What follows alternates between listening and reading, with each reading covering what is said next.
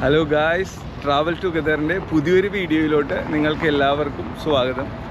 കഴിഞ്ഞ ദിവസം ഞാൻ ബുർജ് ഖലീഫയുടെ ഒരു വീഡിയോ ചെയ്തായിരുന്നു. സമയത്തിൻ്റെ പരിമിതി കാരണം വീഡിയോ കംപ്ലീറ്റ് ചെയ്യാൻ പറ്റിയില്ല. അപ്പോൾ ഇന്നത്തെ വീഡിയോയിൽ അന്ന് പറഞ്ഞ ബുർജ് ഖലീഫയുടെ കൗതുകങ്ങൾ നിറഞ്ഞ ഇൻട്രസ്റ്റിംഗ് ആയിട്ടുള്ള എൻജിനീയറിങ്ങിൻ്റെ പുതിയ വിശേഷങ്ങൾ ഞാൻ ഷെയർ ചെയ്യാൻ ആഗ്രഹിക്കുന്നു. നിങ്ങളെല്ലാവരും വീഡിയോ കാണുക, ലൈക്ക് ചെയ്യുക, ഷെയർ ചെയ്യുക, സബ്സ്ക്രൈബ് ചെയ്യുക. പിന്നെ കഴിഞ്ഞ വീഡിയോ എന്ന് പറഞ്ഞാൽ ബുർജ് ഖലീഫയുടെ കംപ്ലീറ്റ് ഡേ വ്യൂ ആയിരുന്നു. ആ വീഡിയോ കാണാത്തവർ അത് കാണുക. ഈ വീഡിയോയിൽ ഞാൻ ബുർജ് ഖലീഫയും പരിസരവും നൈറ്റ് വ്യൂ എങ്ങനെയാണെന്നാണ് കാണിക്കുന്നത്. ദുബായ് എന്ന് പറഞ്ഞാൽ ഉറക്കമില്ലാത്ത നഗരം എന്നാണ് പറയുന്നത്. രാത്രികാലങ്ങൾ ദുബായ് ഭയങ്കര ഭംഗിയാണ് കാണാൻ. അപ്പോൾ എൻ്റെ പുറകിൽ തന്നെ കാണുന്നത് ബുർജ് ഖലീഫയുടെ പരിസരവും ആ റോഡുകളൊക്കെയാണ്. അപ്പോൾ എന്തായാലും നമുക്ക് വീഡിയോയിലോട്ട് കിടക്കാം. അപ്പോൾ നിങ്ങളെല്ലാവരും വീഡിയോ കാണണം, ഷെയർ ചെയ്യണം, ലൈക്ക് ചെയ്യണം, സബ്സ്ക്രൈബ് ചെയ്യണം. Okay guys.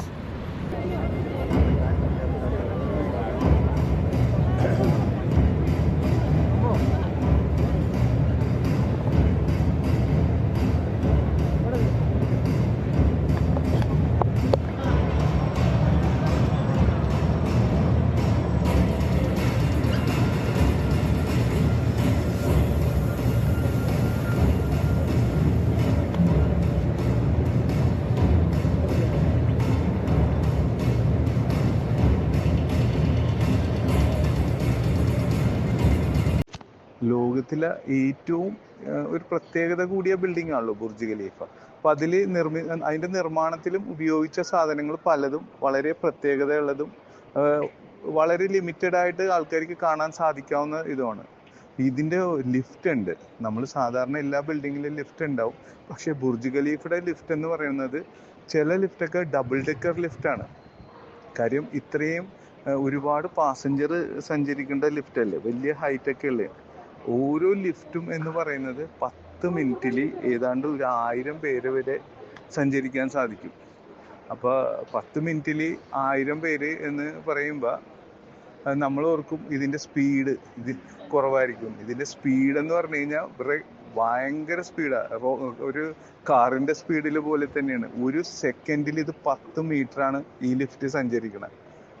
അതായത് ഒരു ടക്ക് എന്നുള്ളൊരു വാക്ക് നമ്മൾ പറയണ ആ ഒരു സെക്കൻഡ് ഉണ്ടല്ലോ, ആ സെക്കൻഡിൽ നമ്മുടെ ഒരു 3 നില കെട്ടിടത്തിൻ്റെ മേളിൽ എത്തിയിട്ടുണ്ടാവും. കാര്യം അത്രയും ഹൈ സ്പീഡായിട്ടുള്ള ലിഫ്റ്റാണ് ഇവിടെ യൂസ് ചെയ്യുന്നത്.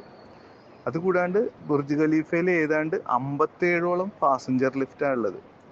ഒരു 8 സർവീസ് ലിഫ്റ്റും ഉണ്ട്. അപ്പോൾ നേരത്തെ നമ്മൾ പറഞ്ഞായിരുന്നു ലോകത്തെ ഏറ്റവും വലിയ ലിഫ്റ്റ്, അതായത് ഗിന്നസ് റെക്കോർഡ് കിട്ടിയ ലിഫ്റ്റ്, അതായത് ലോങ്ങസ്റ്റ് ഡിസ്റ്റൻസിൽ ലിഫ്റ്റ് റൺ ചെയ്യണതിന് ഗിന്നസ് റെക്കോർഡ് കിട്ടിയത് ഈ ബുർജ് ഖലീഫയിലെ ലിഫ്റ്റാണത്. 504 മീറ്ററാണ് അത് അതിൻ്റെ ട്രാവൽ ഡിസ്റ്റൻസ് എന്ന് പറയുന്നത്. അപ്പോൾ ബുർജ് ഖലീഫ എന്ന ബിൽഡിങ്ങിൻ്റെ അകത്തുള്ള ലിഫ്റ്റും വളരെ പ്രത്യേകത കൂടിയത് തന്നെയാണ്. ഈ ബുർജ് ഖലീഫയുടെ ഡിസൈൻ നോക്കുമ്പോൾ കാണാം, പുറം ഭാഗം മുഴുവനും ഗ്ലാസ് പാനലുകൾ കൊണ്ടാണ് ഇത് നിർമ്മിച്ചിരിക്കുന്നത്. ശരിക്കും ഇതിൻ്റെ ഗ്ലാസ് പാനലുകൾ നോക്കാൻ നേരത്ത് അതിൻ്റെ എത്ര എണ്ണമെന്ന് കേൾക്കുമ്പോൾ തന്നെ നമ്മൾ ഞെട്ടിപ്പോവും. ഏതാണ്ട് 26,000 ഗ്ലാസ് പാനലാണ് ഈ ബുർജ് ഖലീഫയുടെ നിർമ്മാണത്തിന് ഉപയോഗിച്ചിരിക്കുന്നത്. പിന്നെ ഈ ദുബായിലെ ബിൽഡിങ്ങുകൾ എപ്പോഴും, ദുബായ് ബിൽഡിങ്ങുകൾ മാത്രമല്ല, ദുബായ് സിറ്റി എന്ന് പറഞ്ഞൊരു ക്ലീൻ സിറ്റിയാണ്. ലോകത്തിലെ ടോപ്പ് 10 ഹാപ്പിയസ്റ്റ് സിറ്റികളിലൊന്നാണ് ദുബായ്. അതുകൂടാണ്ട് ഭയങ്കര ക്ലീനാണ് എവിടെ പോയാലും. അപ്പോൾ ഇവിടുത്തെ ബിൽഡിങ്ങുകളൊക്കെ ദുബായിൽ ബുർജ് ഖലീഫയിൽ ഏത് ബിൽഡിംഗ് നിങ്ങൾ നോക്കൂ, ഭയങ്കര ക്ലീൻ ആയിരിക്കും. കാര്യം ഒരു ബിൽഡിങ് നിർമ്മിക്കുന്ന സമയത്ത് അത് എത്ര ഹൈറ്റുള്ള ബിൽഡിംഗ് ആണെങ്കിലും അത് ക്ലീൻ ചെയ്യാനുള്ള ഒരു ഫെസിലിറ്റി ഉണ്ടാവും. ദുബായിൽ ഏറ്റവും കൂടുതൽ ജോലി സാധ്യതകളുള്ള ഒരു സ്കോപ്പും കൂടിയാണ് ഈ വിൻഡോ ക്ലീനിങ്. അത് നല്ല ഹൈലി പെയ്ഡുമാണ്. നമ്മുടെ മലയാളിയും ഇന്ത്യൻസ് പിള്ളേരൊക്കെ വന്ന് ഇത് ക്ലീൻ ചെയ്യണ കാണാം. നല്ല സ്കോപ്പുള്ള ഒരു ജോലി കൂടിയാണ്.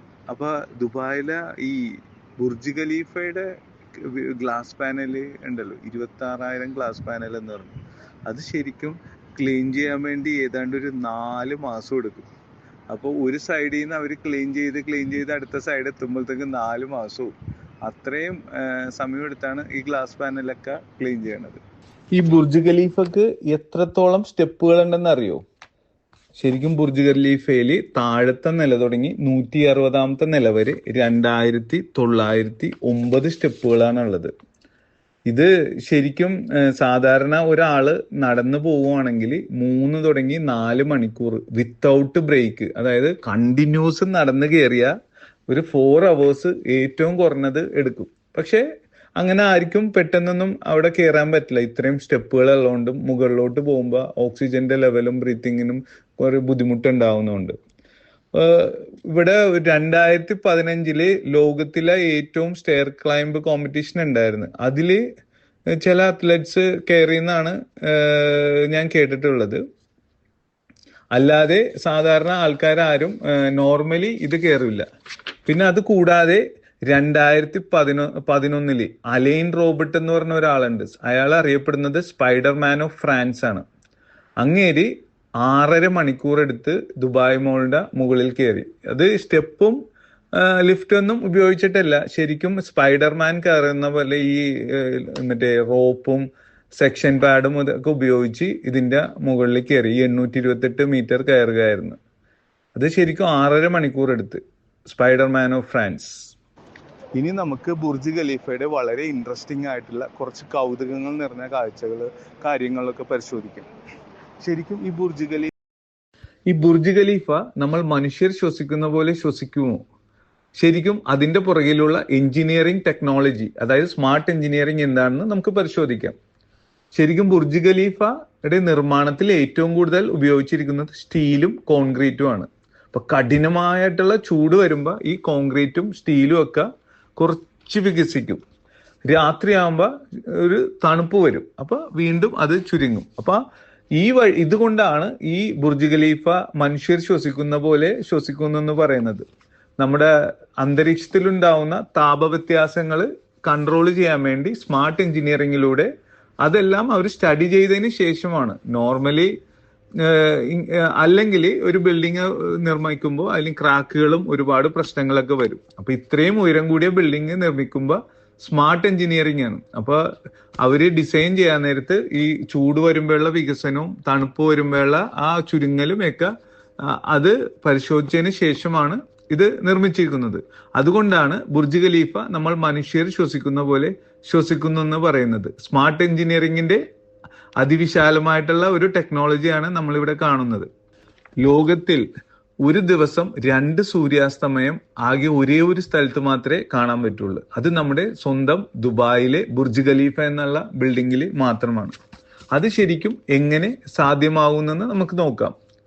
ഈ ബുർജ് ഖലീഫയുടെ ഉയരം 828 മീറ്റർ ആണെന്ന് ഞാൻ നേരത്തെ പറഞ്ഞായിരുന്നല്ല. ശരിക്കും ഈ ഉയരത്തിൽ നിന്ന് നോക്കിയ ഭൂമിയുടെ വളവ് നമുക്ക് നേരിട്ട് അനുഭവപ്പെടുമെന്നാണ് പറയുന്നത്. നമ്മൾ സാധാരണക്കാര് മുകളിൽ കയറി നോക്കിയാൽ ചിലപ്പോൾ അതിന് കണ്ണുകൊണ്ട് കാണാൻ പറ്റൂലായിരിക്കും. പക്ഷെ അതാണ് ശരിക്കും സയന്റിഫിക് ആയിട്ട് പറയുന്നത്. അപ്പോൾ നമ്മൾ താഴത്തെ നിലയിൽ, നമ്മുടെ സാധാരണ എല്ലാ ആൾക്കാരും നിൽക്കുന്ന പോലെ താഴത്തെ നിലയിൽ നിന്ന് സൂര്യൻ അസ്തമിക്കുന്ന കണ്ടു. പിന്നെ അതുകൂടാതെ നമ്മൾ ലിഫ്റ്റിൽ കയറി മുകളിലോട്ട് പോകുന്നു. ഈ ബുർജ് ഖലീഫയുടെ ലിഫ്റ്റ് എന്ന് പറയുന്നത് ലോകത്തിലെ ഏറ്റവും ഫാസ്റ്റസ്റ്റ് എലിവേറ്റർ ആണ് ഇൻ ദ വേൾഡിൽ. 10 മീറ്റേഴ്സ് പെർ സെക്കൻഡ്, 10 മീറ്റർ ആണ്. അതായത് ഒരു 3 നില കെട്ടിടത്തിന്റെ മുകളിലാണ് ടിക് എന്നുള്ള ആ ഒരു സെക്കൻഡിൽ പോകുന്നത്. അപ്പൊ 124ാമത്തെ നിലയിൽ വെറും 60 സെക്കൻഡ്, 1 മിനിറ്റ് കൊണ്ട് 124ാമത്തെ നിലയിൽ എത്തും. അപ്പൊ നമ്മൾ താഴേന്ന് നോക്കിയിട്ട് സൂര്യാസ്തമയം കണ്ടു, ഉടനെ ലിഫ്റ്റിൽ കയറി 1 മിനിറ്റ് കൊണ്ട് നമ്മൾ 124ാമത്തെ നിലയിലെത്തി. ശരിക്കും മുകളിൽ നിന്ന് നോക്കുമ്പോൾ സൂര്യൻ വീണ്ടും കാണും. കാര്യം നമ്മൾ ആ ഭൂമിയുടെ ഇതിന്റെ മുകളിലാണ് നിൽക്കുന്നത്. അപ്പൊ വീണ്ടും സൂര്യൻ അസ്തമിക്കാൻ വേണ്ടി 2 മുതൽ 3 മിനിറ്റ് വരെ വൈകിട്ടാണ് അത് സാധ്യമാവുന്നത്, രണ്ടാമത്തെ സൂര്യാസ്തമയം. അപ്പൊ നമുക്ക് ഒരു ദിവസം ബുർജ് ഖലീഫയിൽ വന്നു കഴിഞ്ഞാൽ 2 പ്രാവശ്യം സൂര്യാസ്തമയം കാണാം. അതുകൊണ്ട് ദുബായ് മോൾ വിസിറ്റ് ചെയ്യുന്ന സന്ദർശിക്കുന്ന പലരും വൈകുന്നേരങ്ങളിലാണ് ഈ ബുർജ് ഖലീഫ സന്ദർശിക്കുന്നത്. അപ്പോൾ നമുക്ക് രാവിലത്തെ വ്യൂവും വൈകുന്നേരത്തെ വ്യൂവും ഇതേപോലെ 2 സൂര്യാസ്തമയവും കാണുവാൻ സാധിക്കും. ഈ ഇസ്ലാമിന്റെ പുണ്യമാസമായ റമദാൻ മാസത്തിലെ നോമ്പ് തുറ, സാധാരണ താഴെയുള്ള എല്ലാവരും നോമ്പ് തുറന്നതിന് ശേഷം ഒരു 2 തുടങ്ങി 3 മിനിറ്റ് വരെ കഴിഞ്ഞതിന് ശേഷം മാത്രമേ മുകളിലുള്ളവര് നോമ്പ് തുറക്കുള്ളൂ. അതിവിടെ ഇസ്ലാമിക് നിയമപ്രകാരം അംഗീകരിച്ചിട്ടുള്ള കാര്യമാണ്. കാര്യം മുകളിൽ നിന്ന് സൂര്യനെ വീണ്ടും കാണാൻ പറ്റും. ഞാൻ നേരത്തെ 2 പ്രാവശ്യം സൂര്യാസ്തമയം കാണും എന്ന് പറഞ്ഞ പോലെ തന്നെ മുകളിൽ നിന്ന് നോക്കുമ്പോൾ സൂര്യൻ താഴെ നിന്ന് കാണുന്നതിലും 2 തുടങ്ങി 3 മിനിറ്റ് വരെ കഴിഞ്ഞാണ് അസ്തമിക്കുന്നത്. അപ്പോൾ നോമ്പ് തുറ താഴെ ആൾക്കാർ നോമ്പ് തുറന്നതിന് ശേഷം ഒരു 3 മിനിറ്റ് അല്ലെങ്കിൽ 2 മിനിറ്റ് കഴിഞ്ഞ് മുകളിലുള്ളവർ നോമ്പ് തുറക്കുള്ളൂ. അത് ഇസ്ലാമിക് നിയമത്തിൽ അംഗീകരിച്ചിട്ടുള്ള കാര്യമാണ്. അപ്പൊ അതും ലോകത്ത് ഒരേ സ്ഥലത്ത് 2 സമയത്ത് നോമ്പ് തുറക്കുന്നു. അതേസമയം ഒരേ സ്ഥലത്ത് 2 പ്രാവശ്യം സൂര്യാസ്തമയം നടക്കുന്നു. ഇങ്ങനെയുള്ള അത്ഭുതങ്ങൾ ദുബായിൽ ബുർജ് ഖലീഫയിൽ മാത്രമേ ലോകത്തിൽ സാധ്യമാവുന്നുള്ളൂ. ഈ ശക്തമായിട്ടുള്ള കാറ്റുകൾ വരുമ്പോ ബുർജ് ഖലീഫയുടെ ഏറ്റവും മുകളിലെ ഭാഗം ഒന്ന് ചെറുതായിട്ട് അനങ്ങുമെന്നാണ് ഇവർ പറയുന്നത്. ശരിക്കും ഈ സ്മാർട്ട് എഞ്ചിനീയറിംഗ് യൂസ് ചെയ്തേക്കണോണ്ട് ആ ബിൽഡിങ്ങിലുള്ള ആൾക്കാർക്കൊന്നും ഇത് ഫീൽ ചെയ്യില്ല. അത് എന്താണെന്ന് നമുക്ക് ഡീറ്റെയിൽ ആയിട്ട് അത് നോക്കാം. ശരിക്കും ഈ ബുർജ് ഖലീഫ പോലത്തെ ഇത്രയും ഉയർന്ന ബിൽഡിങ്ങിൽ വലിയ സ്ട്രോങ് ആയിട്ടുള്ള കാറ്റുകളൊക്കെ വരുമ്പേ ബിൽഡിങ് ഈ അനങ്ങാണ്ട് സ്ട്രോങ് ആയിട്ട് നിൽക്കുവാണെങ്കിൽ അതിന് ബ്രേക്ക് വരാനും ക്രാക്ക് വരാനൊക്കെ ചാൻസസ് ഉണ്ട്. അപ്പൊ അത് ഒഴിവാക്കാൻ വേണ്ടിയാണ് ഈ ചെറിയൊരു മൂവ്മെന്റ് കൊടുത്തേക്കണം. അതൊരു സ്മാർട്ട് എഞ്ചിനീയറിംഗിന്റെ ഒരു സിസ്റ്റമാണ് അവർ പ്രൊവൈഡ് ചെയ്തേക്കണം. ഈ ചെറിയ രീതിയിൽ അനങ്ങുന്ന മൂവ്മെന്റിനെ പറയുന്നത് സ്വെയിങ് ഓർ ഫ്ലെക്സിങ് എന്നാണ്. ശരിക്കും വലിയൊരു കാറ്റ് ഈ ബിൽഡിങ്ങിൽ അടിക്കാൻ നേരത്ത് ഇത് ഒന്ന് അനങ്ങി കൊടുക്കും. ശരിക്കും നമ്മുടെ നാട്ടിലൊക്കെ കണ്ടിട്ടില്ലേ, വലിയ വലിയ വലിയ വൃക്ഷങ്ങളിൽ വലിയ കാറ്റുകളൊക്കെ വരുമ്പോ ഒന്ന് ചെറുതായിട്ട് ആടും, പക്ഷെ അതുകൊണ്ട് ഒന്നും സംഭവിക്കൂല. അതുപോലെ തന്നെയാണ് ഈ ബുർജ് ഖലീഫയുടെ ഡിസൈനും ഈ പ്രകൃതിയിൽ നിന്ന് ഒരു ചെടിയിൽ നിന്നാണെന്ന് പറഞ്ഞല്ലോ. അപ്പൊ അതേ ഒരു രീതിയാണ് അവര് ഫോളോ ചെയ്തേക്കുന്നത്. ഇതിന്റെ മുകളിലത്തെ അനക്കം എന്ന് പറയുന്നത് വളരെ വളരെ ചെറിയ രീതിയിലുള്ള ചെറിയ സെന്റിമീറ്ററുകളാണ്. പക്ഷെ ഈ ബിൽഡിങ്ങിൽ ഉപയോഗിച്ചേക്കുന്ന സ്മാർട്ടായിട്ടുള്ള എഞ്ചിനീയറിങ്ങും സ്പെഷ്യൽ ഡിസൈനും ഡാമ്പിംഗ് സിസ്റ്റവും ഒക്കെ പിന്നെ ഒരുപാട് ഷോക്ക് അബ്സർ ഒക്കെ ഇതിൽ യൂസ് ചെയ്തിട്ടുണ്ട്. അങ്ങനത്തെ എല്ലാ ഡിസൈനും ടെക്നോളജിയും കാരണം ഇതിന്റെ വൈബ്രേഷനും മോഷനും ഒന്നും ഈ ബിൽഡിങ്ങിൽ താമസിക്കുന്ന ആൾക്കാർക്ക് ഫീൽ ചെയ്യില്ല. അതുകൊണ്ട് അവർക്ക് ഒരു മുകളിൽ ആണ് കാറ്റ് വരുമ്പോ ഇതിലെ ബിൽഡിങ്ങിൽ ഒരു അനക്കം ഉണ്ടാവുന്ന ഒന്നും അവരറിയ പോലും ഇല്ല. അപ്പോൾ ഇങ്ങനെയുള്ള ശരിക്കും ഈ സ്മാർട്ട് എഞ്ചിനീയറിംഗ് ശരിക്കും ഈ ബിൽഡിങ്ങിനെ എന്താ പറയാ സ്ട്രോങ്ങറും സേഫറും ആക്കിയേക്കണേ. അപ്പോൾ ഇത്രയും വലിയ ബിൽഡിംഗ് ഡിസൈൻ ചെയ്യുമ്പോൾ അവർ ആ മുകളിൽ ഇത്രയും ഹൈ പ്രഷറിലുള്ള വിൻഡ് വരുമ്പോൾ എന്ത് ചെയ്യണം എന്നെല്ലാം മുൻപേ കണക്കുകൂട്ടി കണ്ടിട്ടാണ് ചെയ്തത്. അപ്പൊ എന്തായാലും സ്മാർട്ട് എഞ്ചിനീയറിംഗ് ആണ് ബുർജ് ഖലീഫയുടെ ഈ ഡിസൈന് വേണ്ടി യൂസ് ചെയ്തിരിക്കുന്നത്.